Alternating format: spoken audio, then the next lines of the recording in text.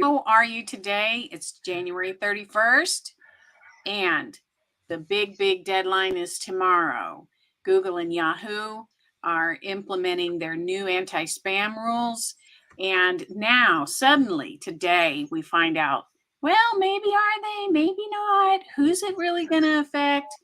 There's information floating around about an April 1st deadline instead of February 1st. And then does this only apply to 5,000 email senders?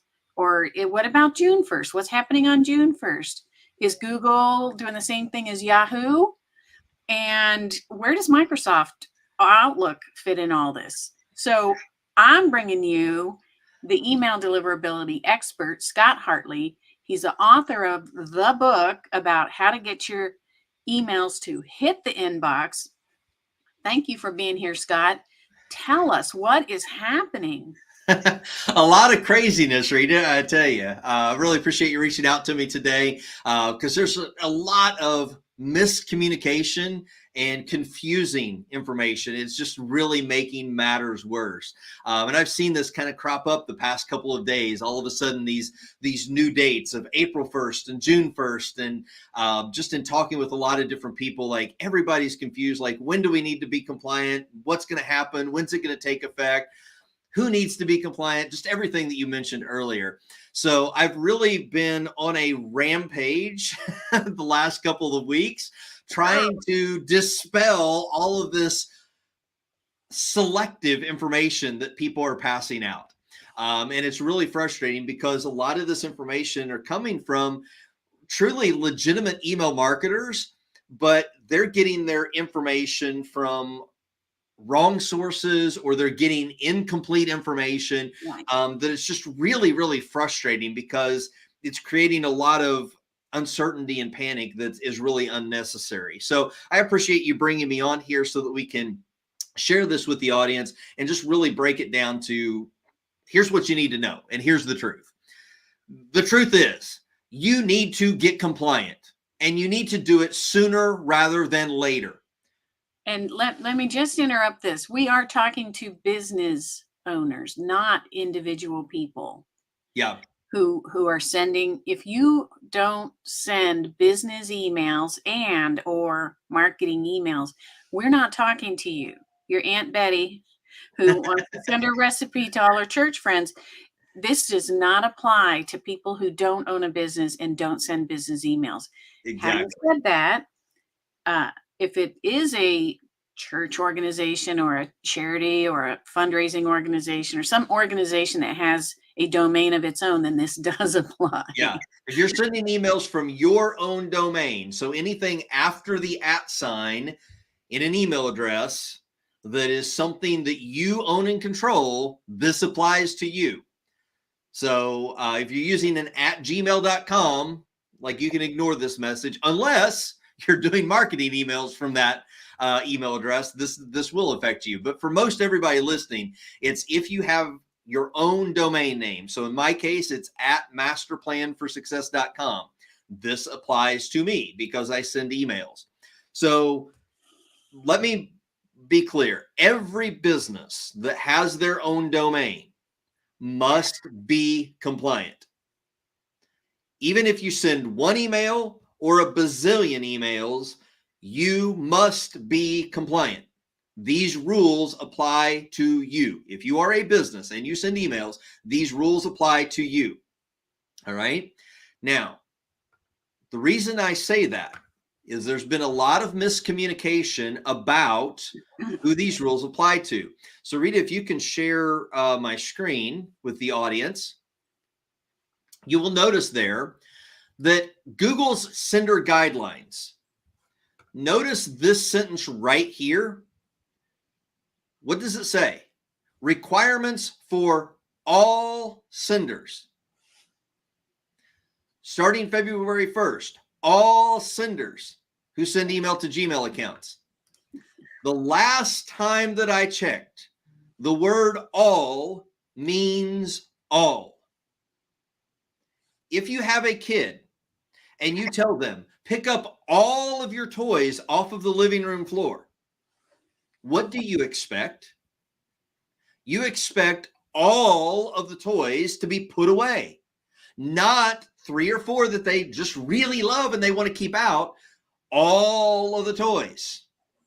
Google and Yahoo mean all. Now, this is just Google. Now, let me share with you what Yahoo says. So let me switch over to that one. All right, you may have to share that screen. So if you'll notice the big bold lettering right here, Yahoo says requirements for all senders.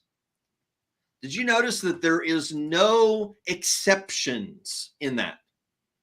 All means all. So if you are a business with a business domain that you own and you control, you must comply with their rules.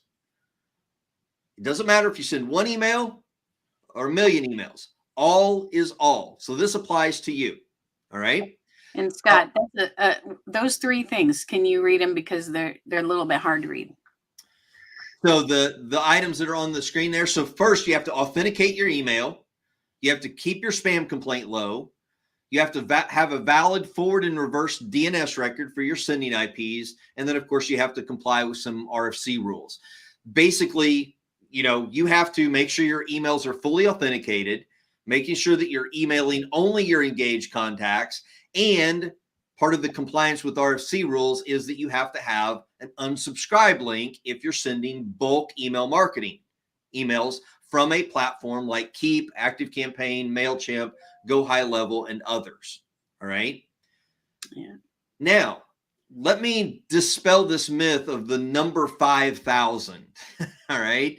I've seen a lot of people post, I don't have to worry about this because I don't send 5,000 emails in a day. All right. Well, again, we're looking at selective information. So let me switch over to the sender guidelines for Google. And this is the interesting part here. And while you're doing that, can you tell us why we're not mentioning Microsoft? Because Microsoft basically has been enforcing these rules for the longest time anyway. So Google and Yahoo are now kind of playing catch up a little bit. So Microsoft's been looking at this stuff for a long time. Plus, they kind of play by their own rules anyway. Yeah. And so we're just saying they are not excluded from this. They are very much included. It's just that there's nothing new with Microsoft. All this is new with Google and Yahoo. Yep, absolutely. Oops. Here. So there we go. Here's this magical 500 number. All right. So a lot of people want to hang on to this number. I don't send 5,000 emails in a day. Okay. Well, this is only for Google. Google considers a bulk sender any email sender, and here's the interesting part, sends close to 5,000 messages to personal Gmail accounts in a 24-hour period. All right. Well, sends close to, that's a very vague number. Do they consider 4,000 close to 5,000? Do they consider 1,000 close to 5,000? Right. I don't know. I mean, like your definition of close may be totally different than my definition of close. So so everybody's getting hung up on this 5,000 number because this is what Google says. Well, here's the kicker. All right. And here's what nobody is sharing with you is what Yahoo says. So let me share you right from their senders page what they talk about as far as a bulk sender. Oop, I'm sharing the wrong screen there. Got so many tabs open because there's so many documents that you have to look at in order to get the right information. All right. So here's what Yahoo says about a bulk sender. How does Yahoo classify a bulk sender? A bulk sender is classified as an email sender sending a significant volume of mail. Oh my gosh. How vague can that be? How many is that?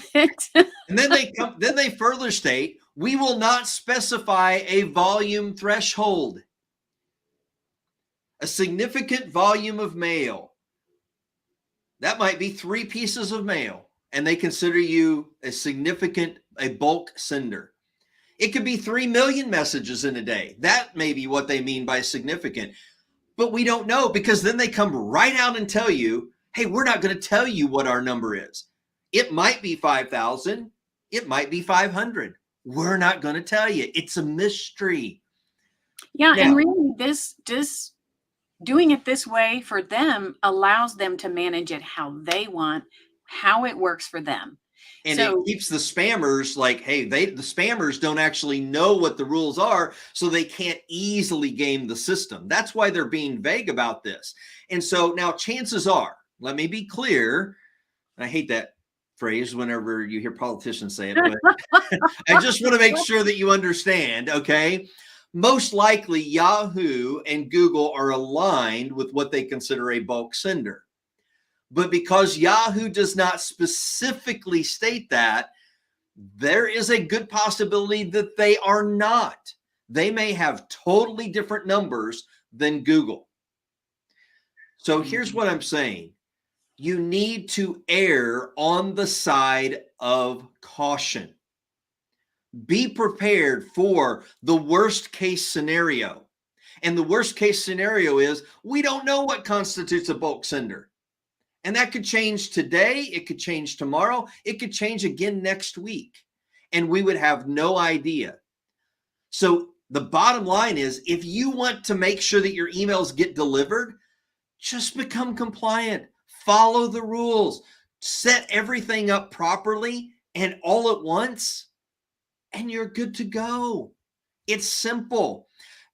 Everybody's making this so darn complicated. And now they're harping on like, oh, well now, February the 1st, we were just like kind of joking about that. Now it's only April the 1st.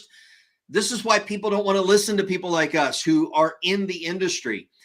Google has specifically said, and actually Yahoo has not even mentioned any other dates. Yahoo still says in February of 2024. That's tomorrow. If you want to make sure your emails get delivered to your Yahoo recipients, you better be compliant. Now, the good news is, and both platforms, Google and Yahoo, have said this from the beginning. These rules are not going to be, boom, 100% enforced day number one. They have always said from the beginning that it's going to be a gradual ramp up of these rules. So you do have a little bit of time. You don't have to panic, because my schedule's full. Like, I have been helping people get their authentication in place. I am booked solid through the end of this week. February 1 is going to come and go. I have 5 calls scheduled tomorrow helping people get their authentication in place. I don't have any more appointments until after February the 1st. So you don't have to panic, but you do need to get it done ASAP. Because Google, again, Yahoo still says February. Google has now said specifically for bulk senders, April 1st, they're going to start rejecting email messages. They're going to bounce. They're not going to get delivered. They're not going to make it to the inbox. But that's only for the bulk senders for Google. Google has not said, oh, you only send 100 messages a day? They haven't said when they're going to make full enforcement of their rules. They might wait until April 1st. They might do it on February the 3rd. We don't know. There's a lot of unknowns. So when you don't know, again, you plan for the worst case scenario and you get prepared. Just like if you live in Tornado Alley, you don't wait until the sirens go off and the tornado is a mile away before you start to get everything together and get your weather radio and all that stuff and go down into your shelter. If you know the storms are coming, you get there before the sirens go off. With all your prepared items. All your prepared items, right? Yeah. It's the same way with your email marketing. Just get compliant. It's simple. Don't worry about the dates. Don't worry about the number of emails that you send. Just follow the rules and you'll have no problems at all. I guarantee it. Now, Scott, I've also had people, I've been shouting from the rooftops in every You group have. I'm in, on every page that I'm on, and I'm hearing this often. Oh, yeah, my website guy showed me how to do it. I got it done in 10 minutes. Or my domain people did it for me. Mm-hmm. And they are going to bed at night thinking I'm good to go. And I feel like that this, if it's done right, it's only one piece. Right. And there's no, I don't have confidence that it was done right Yeah. for them. Is this line of thinking valid? How do we look at this? Because there's multiple pieces. It's not just your web domain, right? Yeah, it is a legitimate concern. The category of technology is so broad, right?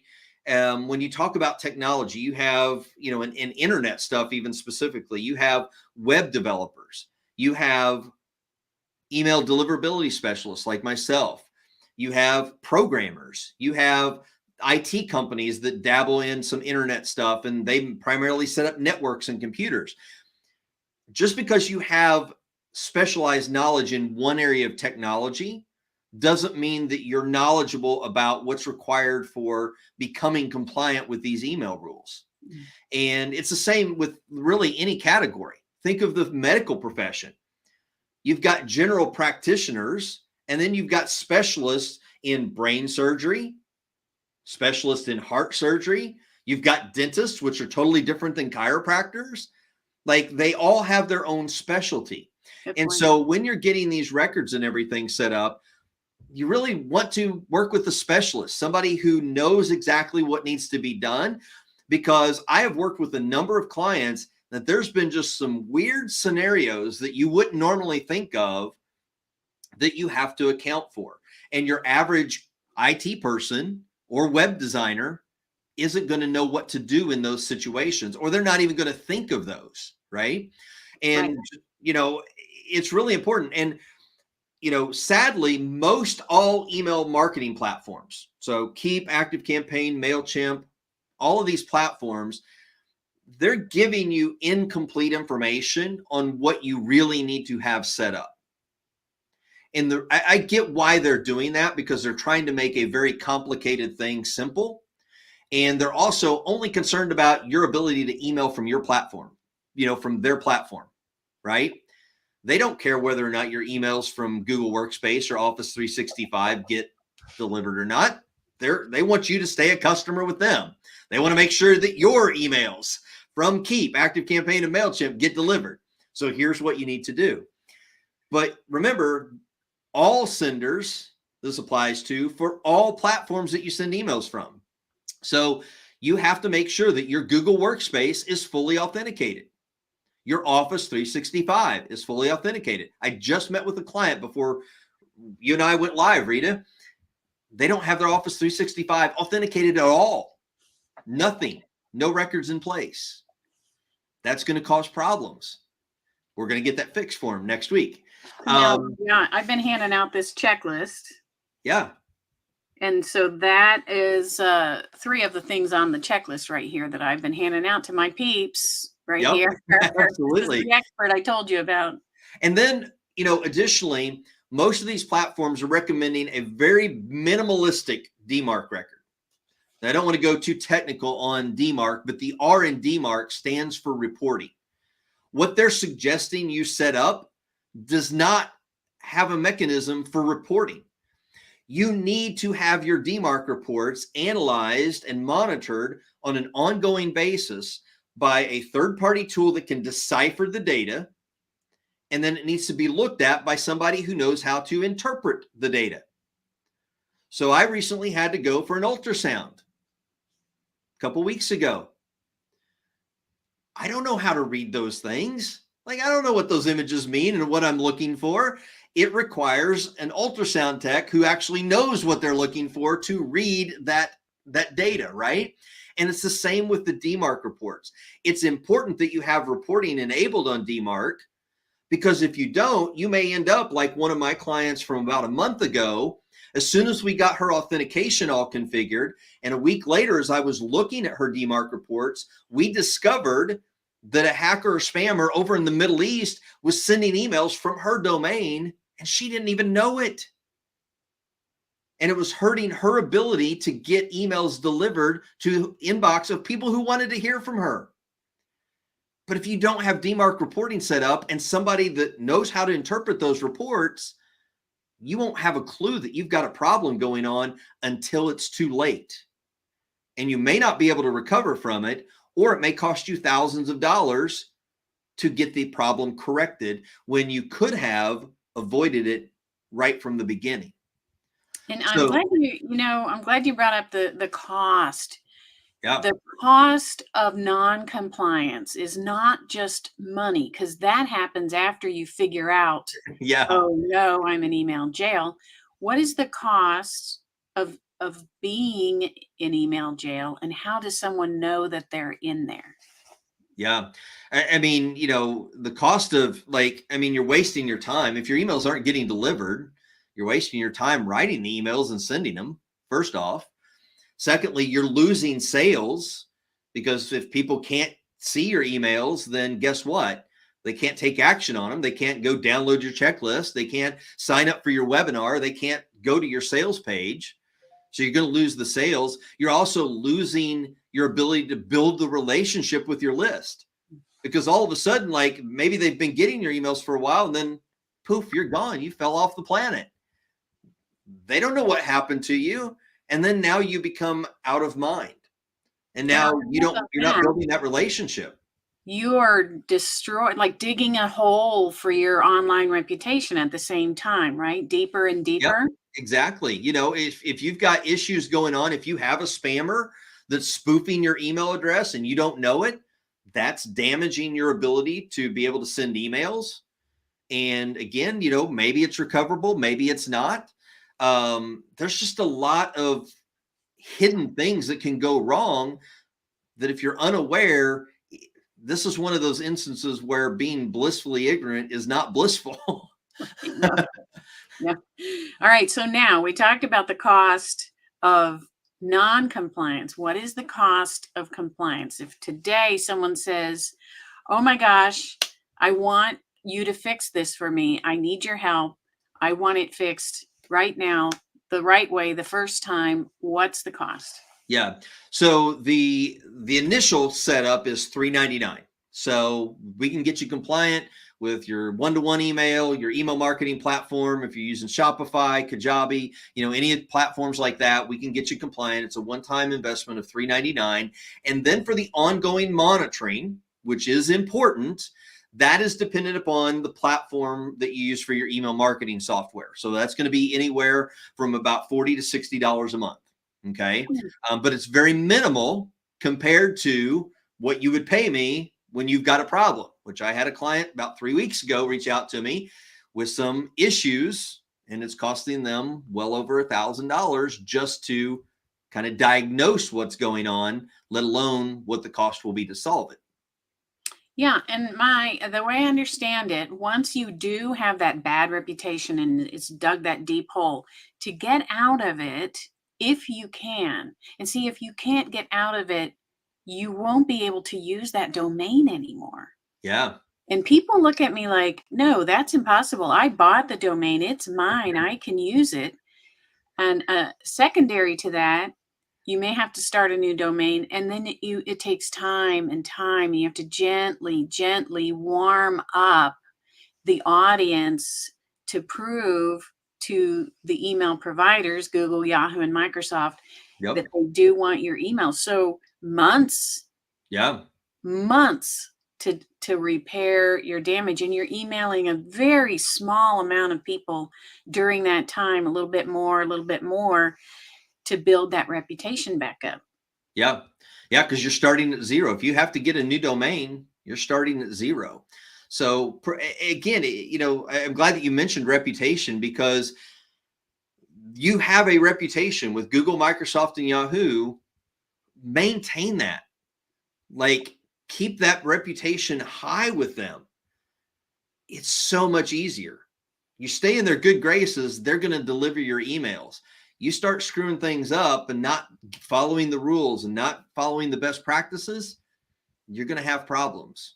And it's And going to really, cost when you. it comes down to it, everything that we're saying, we're telling you what you need to do to not look like a spammer. All Yeah. right.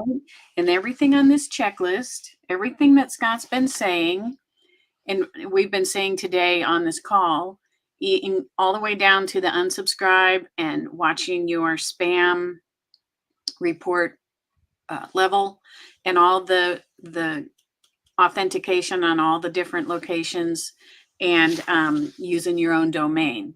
Yeah. All of that you have to do so you don't look like a spammer, because why? Spammers don't do those things. Spammers operate in a world, first of all, they don't care how many of their emails get delivered Right. at all, because they just send millions of them. And so the return on investment is fine for them. They don't care how many of their emails get rejected, but they do all those things. And so in order for us to not look like a spammer, we have to not do all those things. Yep. And here's the good news. There are thousands and thousands and thousands of businesses that still don't know about these rules, despite the fact that there's been a lot of, clamor online about this over this past couple weeks, especially. But there's a lot of businesses that don't know about these new rules. There's a lot of businesses, including some that are probably watching this live stream right now, that don't care and say, I'm not doing anything. I'm not taking action. That's good news for people like Rita and I, because guess what? When the rules do 100% take effect, whenever that's going to be, your emails will go to the junk folder. My emails are going to go to the inbox. Right. So And yeah, because they're in the inbox, people are going to take action on them. If you don't want people to take action on your emails, then don't do anything. So really, when you do become fully compliant, and it sounds very painful, but it happens you can get it done in a couple days, and you can spend some money to get it done.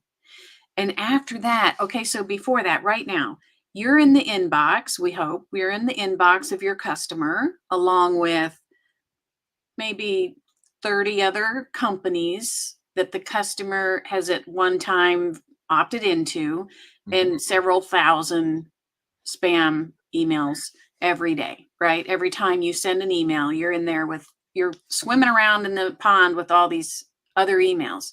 Well, after these rules go into effect, you will still be in the inbox with maybe only 3 or 4 other companies, because they are fully compliant, and all the other ones have fallen to the wayside because they weren't compliant.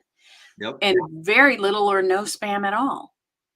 So you're going from thousands and of thousands of emails every day that you're lost in that crowd, down to yours and maybe 4 or 5 other companies that they also want to hear from. So what's the likelihood that they're going to open your email? Yeah. It skyrockets.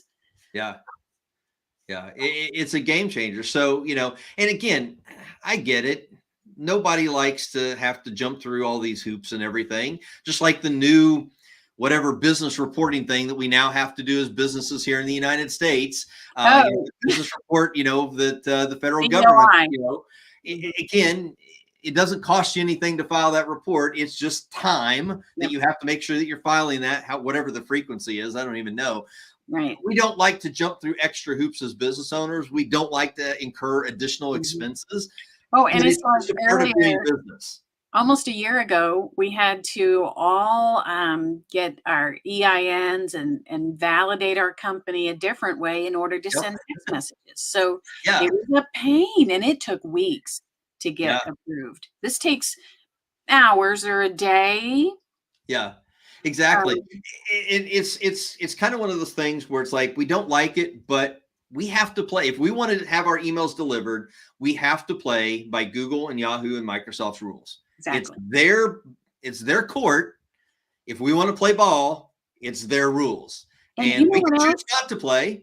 That's fine. We don't have to send emails. Just like, there's a lot of businesses who are like, oh, I don't want to pay the increased postage rate, so I'm not going to send direct mail. Okay, go.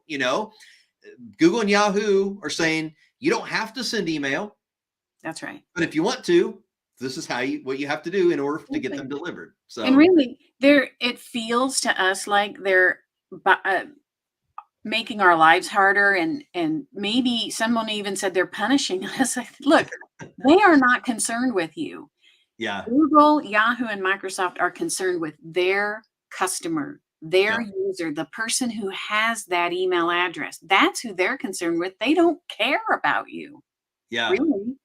They don't care if it hurts you or helps you. This is their way of operating their business to protect their customer. yeah. And it And has an ultimately, adverse effect on us. And that's just part of it. yeah. But ultimately, those of us who take action, we're going to be rewarded. Yeah. I mean, that's a good part of it. You know, we can look at it in a negative light and be like, oh, crap, we have to do all this stuff. And, you know, they're punishing us and so on and so forth. But actually, they're handing us an opportunity on a silver platter that says, hey, you want your emails to get seen and opened and taken action on by your recipients?